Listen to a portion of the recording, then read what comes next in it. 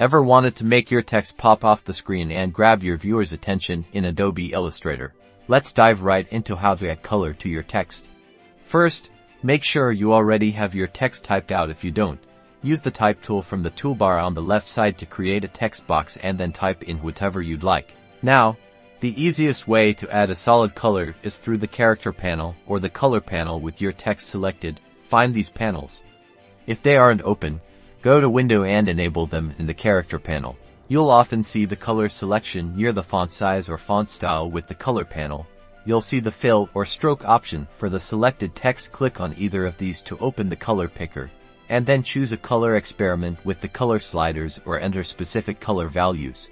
Now, let's get a bit more creative and learn how to apply gradients. Select your text again. A quick way is by using the gradient panel. Open the gradient panel from the Window menu. Click to select the gradient color stops and change the color. You can apply the gradient in different directions simply by altering the angle. Click and drag in the gradient panel or on the artboard to manipulate the gradient direction. Finally, let's have some fun with text effects.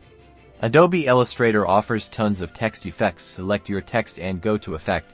Within the top menu, experiment with different styles, such as adding a drop shadow or a stroke. Adjust the settings to fine-tune the effect to your liking, making your text truly unique. Now, you've transformed your plain text into eye-catching designs.